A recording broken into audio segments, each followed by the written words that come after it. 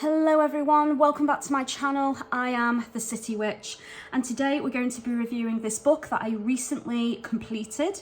It's called History, Insights and Magical Practice, Modern Witchcraft with the Greek Gods by Jason Mankey and Astria Taylor. So this book is all about working with the Greek gods in a Hellenic style of practice.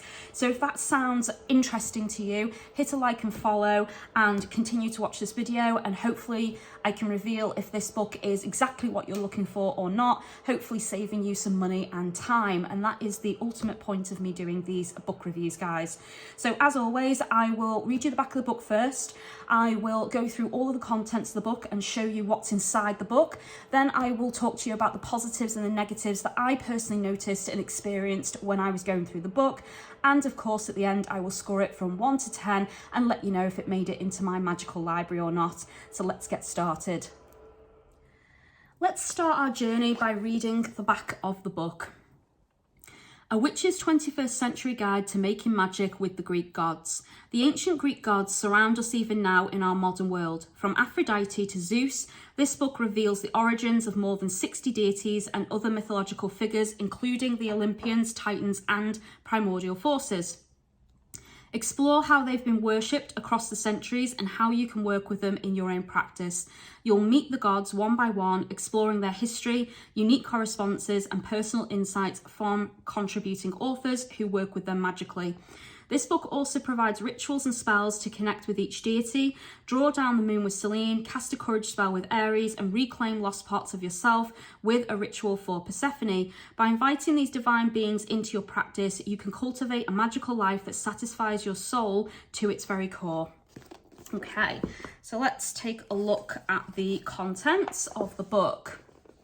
So to start with, I thought this was quite lovely. It says, we dedicate this book to the gods of the Greeks who have captured our hearts, minds and spirits. And I thought that was really nice that they dedicated this book to the gods themselves. And honestly, if I ever wrote a book, I would love to do that, dedicate that time, that energy, that masterpiece to a particular deity that I'm working with. I think that's a lovely way to honour them. Now for the contents. So we get guest passages. This just kind of mentions that for each deity and primordial being in Titan, you're going to get insights from not just the authors of this book, but authors and witches from around the world. So you get their personal insights on how they work with these deities and spirits mentioned in the book. Then you get a disclaimer that just covers the basics, guys, common sense information. Don't ingest anything without speaking to a doctor. Don't use any salves and things like that without first checking you're not allergic to it. Don't leave candles unattended, and just practice in a really safe, logical way. Then we get the introduction.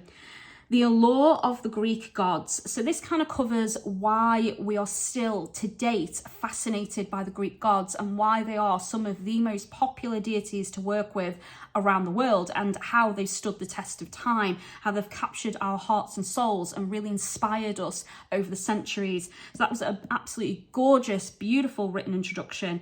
Then we get a brief history of the Greek gods, and that was, for me, one of the best chapters in the book. It gives you a full timeline and a breakdown of, the Greek mythology and Romans as well, and how the Greek Roman Empire took over and adopted so many different deities into the fold, into their kind of family, so that people would want to work with them and, allow them to take over. And it was just this seamless transition. I'm not saying there weren't victims of war, because there absolutely were, because let's face it, the Romans were invading other countries. But one of the ways they made it easy to transition and fall under the Roman Empire was by not eradicating the beliefs in the deities, but instead adopting them. And that's what they did commonly. So that's why in the Roman Greek Empire, we have hundreds and hundreds of deities to choose from. So many that I couldn't even count them. So the brief history covers all of that and how the Romans took over. It mentions a lot of artists, philosophers, scholars of the time, and how they influenced the mythology of the Greek gods and how they told stories. So we've got the Orphic hymns, the Oracle of Delphi, the magical Greek papyri is mentioned, so there's a lot of information, and the timeline breakdown is absolutely amazing, guys, and it really helped me understand where and when things were written and what influenced them at that time, and what deities were primarily worshipped around that time as well. So really fascinating, and I will show you that breakdown of the timeline as well. Then we get the 13 Olympian gods. So there are 13 of them in total, guys, and you're probably wondering why Hades isn't one of them. Now, there is an introduction to them telling you why there is only 13 of the main Olympians, and then the rest of the gods were kind of given different jobs and responsibilities, but they weren't part of the main royal household, I suppose you could say. They didn't rule over everybody. So under the main Olympians, we of course start with the head honcho himself, Zeus. So we have Zeus, Hera, Poseidon, Demeter, Apollo, Artemis, Aphrodite, Athena, Hephaestus, Ares, Hermes, Dionysus, and Hestia. Then we have other major deities, which include Hades, Persephone, Hercules, Hecate, Pan, the Great Mother, and Gaia. And honestly, I thought the Great Mother was Gaia until I read that and realized they were actually two separate beings. So that was a revelation for me. Then we go into popular Greek gods. So we have Selene and Helios. Selene rules over the moon and Helios rules over the sun. They're responsible for bringing day and night to the world. And actually Helios, I had a very interesting experience with him after reading this book. We've been having really crappy weather here in the UK, and it is summertime when I'm recording this video, and we've had mostly rain and dark, dull days. So after reading how to approach the gods in this book in the Greek way, so Hellenic practice, I decided to do a prayer to Helios. And one morning while walking the dog, I literally went, Helios, we need to have words. Like, where's the sun? Where's our summer? Where's the heat?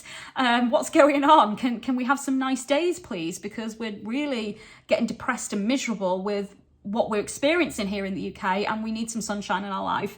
So I kind of just did this really casual prayer to him, made him a promise to give him an offering as soon as I got home from my walk, and I did that. And boom, the next day, warm weather, we hit 24 degrees, we've had blazing sun, beautiful blue skies. I was really surprised by how quickly he was able to turn that around, because the rest of our week was set to be rain and clouds and misery. And less than 24 hours, he brought me sunshine, clear blue skies, warm weather, and heard my prayer and manifested what I asked for. So I gave him lots of offerings, I thanked him, I did gratitude to him, and I did a lovely meditation with him as well to spend some time with him and his energy. So I did really like Helios in this book. Then we have Eos, Nyx, Nemosi, Eris, Eridne, Phanes, Iris, Circe, and Medusa. And I hope I'm pronouncing all the names of the gods correctly. I might be saying them slightly wrong, so my apologies. Then we have other notable deities, primordial forces and the Titans, which honestly was the main reason I got this book. I really want to connect with the primordials and the Titans and work with them to see what they're like to work with, as opposed to working with regular deities. So that's the main reason why I bought this book, and we have that information in here, guys. Then other Greek and a few Roman deities often honoured by witches. Then we have a full conclusion to the book, and then we have some lists of information at the back. So first of all, we get a calendar of ancient holidays and celebrations. So if you want to go full Hellenic practice and honour the gods using the various ancient Greek holidays and celebrations, you can do that. All the information is provided in here with the dates and everything on how to do that. Then we have a classical spell structure, and the spell structure in this book is given from the Magical Greek Papyri. So if you don't yet own that, this will give you how a spell was typically cast using that book. So very interesting. Then we have a Greek style ritual structure. So this is a foundation on how to build a structure, a full ritual around any of the gods in this book. So if that's something that interests you, you're going to be able to cast spells, rituals, ceremonies, honour and worship these gods, leave offerings to them, and work with them actively in this book, because there's a lot of information, guys. So then we have guest passages. So in every single chapter where they talk about a deity, you get insight from a different practitioner or writer from around the world. So they are given respect here and listed, and then who they wrote about. Then you get our disclaimer, and then we go into our introduction. So I'm going to find you the timeline, because that's something I do really want to show you guys. So here is our timeline. So our timeline starts from 4000 BCE. So it talks about the Eurasia spread across Europe and Asia. So Indo-Europeans and how they started spreading out. Then we go the Bronze Age, we've got the Iron Age, we've got the Greek Dark Ages, the Archaic period, the Classical period. So you can start to see the breakdowns here. So you can see here it says at 776 BCE, the first Olympic Games were produced. Then we have at 753 BCE, we have Rome is allegedly founded. So the timeline is kind of composed of all the main events in Greek Roman history, including the writing and production of the Greek Magical Papyri, which was written between 200 BCE and 400 CE. Then we have things like, you know, the rule of Caesar, when the Roman baths were built. You can see things in here like when the Orphic hymns were written, the Oracle of Delphi was erected, you know, shrines and temples that were built. So it gives you a rundown of everything, and honestly it was really fascinating. And then there's a lot of information as well explaining that timeline to you. Oops.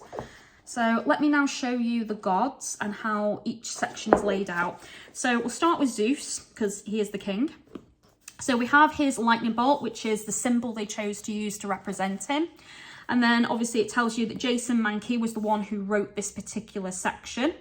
So you get information about Zeus. It's not going to be the full mythology of the deity. It's just going to be the main things. So obviously we know he was promiscuous and had a lot of children, so that's talked about in here. Then there's some of his more important roles as well, things that he typically did that he was honored for, so you get insights in that way as well. And you can use a lot of this information in your practice to honor him as well if you wanted to. You just got to be clever about it. So I would probably highlight certain things that you want to refer back to. Then personal insights with Zeus, and again Jason Mankey was the one who wrote about Zeus. So we get magic with Zeus. So in this you get sweetening spell for protection from lightning, a spell jar for wealth, hospitality potion, and 7-day candle ritual for justice. Oops, there we go.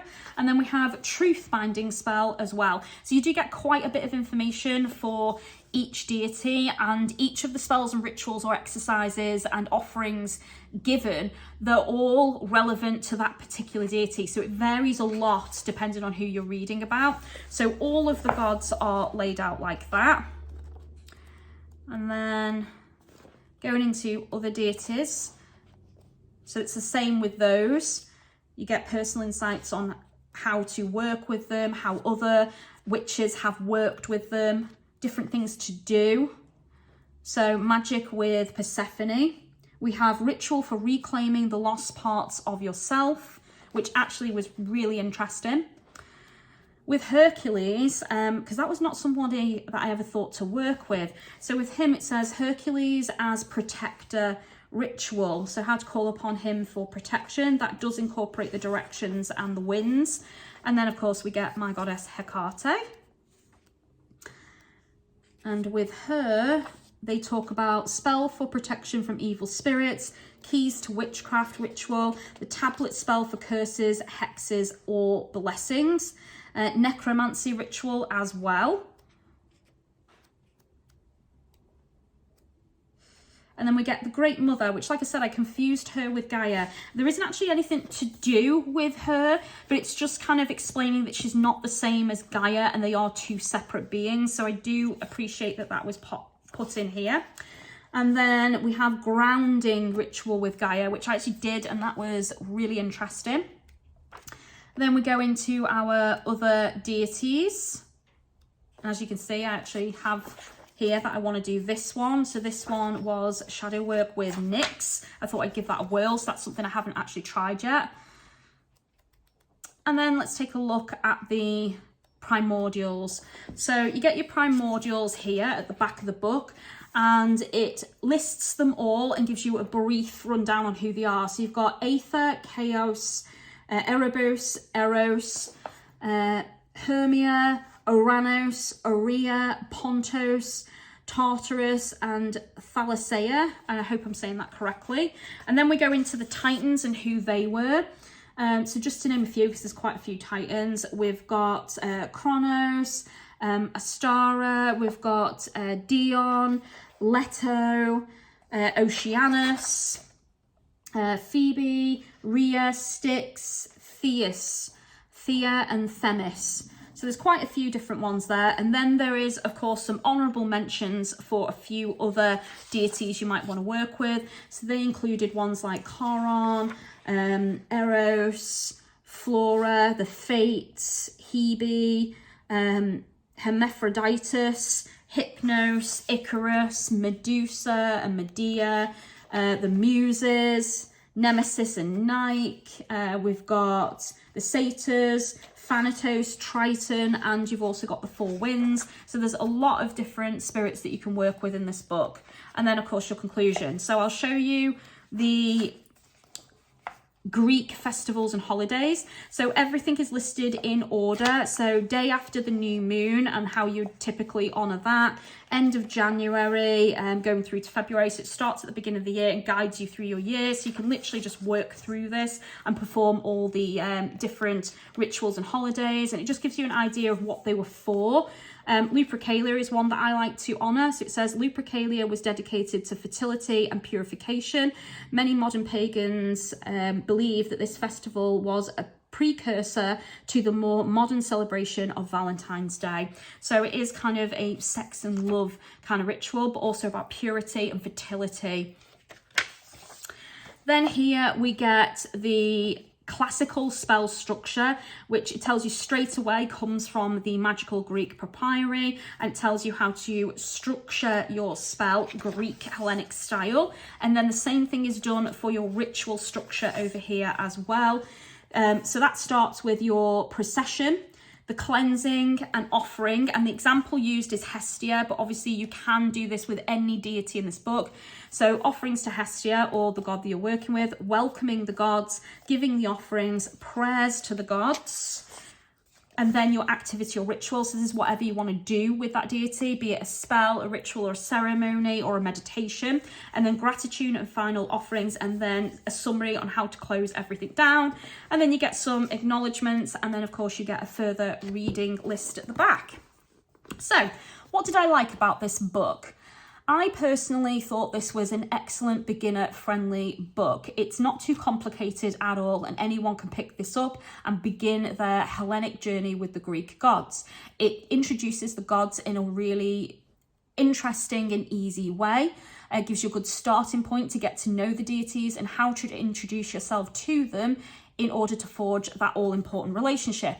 I enjoyed the brief history lesson on the Greek gods and Romans. In particular, the breakdown and the timeline was fantastic. Each deity has their own section that includes a brief look at their mythology and insights from the authors, and some helpful advice from practitioners who actually work with those deities. Most of the deities have some magical exercises, spells and rituals and things for you to do with them, so it is quite a practical book. And they also made recommendations for offerings that you can make to those deities. I personally enjoyed the insights from other practitioners who actually work with those deities. That was a really nice touch to this book. My personal favourite deities discussed in this book were Apollo, Hestia, Hades and Persephone, Hercules and Hecate. They stood out quite a lot to me. I also enjoyed learning about the Titans and the primordial elemental forces, and there was a lot of things that I theorised and thought about, and I was either corrected or proven to be right when I was reading this book. So it was nice to kind of have that clarification.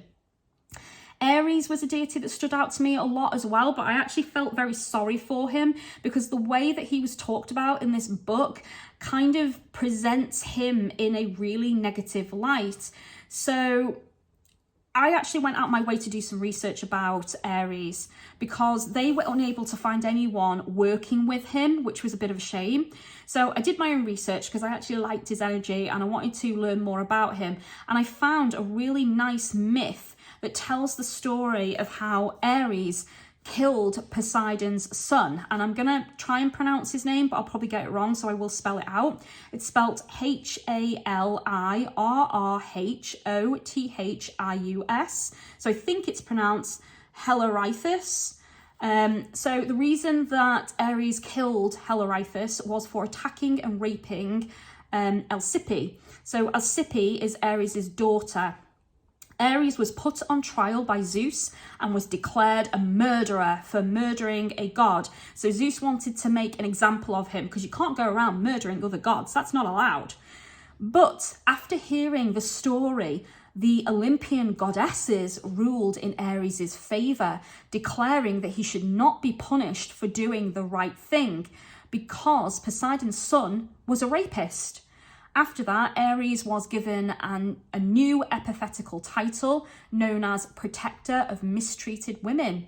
Ares is one of the few gods in the Greek mythological stories who never actually raped or forced himself upon another person, you know, be it man or woman. He never forced himself on anyone. I think this story should have been included in the book, and I think it would have shown his protective, fatherly side and how caring and kind he can be towards women. Now, I think Ares is given a bad rep because obviously he is kind of the god of war, right? But he's not the god of strategy. So he comes across as a brute, kind of out of control. He doesn't think before he does things. He always acts and leaps in with both feet, gets himself into trouble, and he can be very fiery and hot-headed. As seen by him going overkill and murdering Poseidon's son for raping his daughter. So that's kind of overkill. He could have confronted him about it, maybe beat him up a little bit, teach him a lesson, and hopefully he would never do it again. And if he did do it again, then maybe do the killing. But in his fiery nature, he just went overboard and did the killing first. He just saw red. So I think because of that, a lot of people think negatively of him and focus on him being a really bad deity to work with. But actually, he is the protector of mistreated women. So if you are a woman who feels threatened, you're surrounded by maybe untrustworthy men, or you're in a toxic relationship or a difficult situation, or you've got a stalker ex, maybe Ares is the right one to call upon to help you, keep you safe, protect you, and guide you towards people who can actually look out for you and, you know, help keep you safe. So Ares could be the one to work with, ladies. So I'm going to begin working with Ares. I'm going to start my journey with him because I did feel quite sad he didn't have anyone working with him, and I am a bit worried about him fading away in the background, and I don't want that to happen to him. So I'm going to connect with him, I'm going to work with him and see what my journey with him brings. Now for the negatives. The negatives for me was that not all of the deities in this book were given things to do magically. Sometimes it was just walk amongst the streets and leave an offering or do a meditation. So there was some passive information in this book, and I would have liked something practical to do with every single deity, and we didn't get that. It's not necessarily a negative, but for me it was, and I would have preferred them to have made sure we had information about every single deity magically, so that we could work with them magically. So you will have to do some research, guys. None of the Titans and primordial deities were given individual sections, and they don't have any insights on how to work with them. This was extremely disappointing for me, since this was the main reason I bought this book. I really wanted insights on all the primordials and Titans, maybe a full page about all of them, and maybe some ideas on how to work with them and connect with them, and that just wasn't given in this book. So I do have to go away and do further research, unfortunately. I also felt that for each deity mentioned in this book, before the magical exercises and spells given, they could have provided a full list of correspondences in this book. And that would have been helpful to any beginner or somebody who wants to work with that deity, because all the information's there and you can refer to it time and time again. But that isn't given. There is insights and tips, but you have to read the whole section on that deity to find that, which means you will have to highlight those things in order to remember them, or make yourself a list and maybe slot it into the book. So if they'd have just given that information bluntly to you, you know, these are the animals that are, you know, sacred to this deity, these are colours, this is the day that they rule over, the planet that's connected to them, just, you know, basics like that. I think that would have been really helpful and would have gave this book a little special touch. So that concludes my review, guys. So I personally enjoyed this book. It has made it into my magical library and I've scored it a 7 out of 10. It is an excellent beginner book introducing you to Hellenic style of practice, working with the Greek gods and getting to know all of these very, very interesting beings. So if that sounds interesting to you, then go ahead and purchase this book. You won't be disappointed. Thank you so much for watching my review, guys. I hope you enjoyed it. And if you did, please give me a thumbs up, click the bell, and YouTube will tell you when my next video comes out. If you'd like to offer like, love, and support to my channel, you can do that through Amazon and my PayPal link. Both are provided. If you'd like to book any of my magical services, you can do that through Facebook, Instagram, X, and Tumblr, and also my email is provided, guys. All of the links are in the description of the video. Go ahead and check them out. If you'd like to leave a comment on this video and engage in conversation about this book, then please go ahead and do so. I do check every single day for comments and I try to reply to as many as I can. So thank you so much for watching till the end and supporting me. I do appreciate it. Take care of yourselves, guys, and may the gods bless you. Blessed be.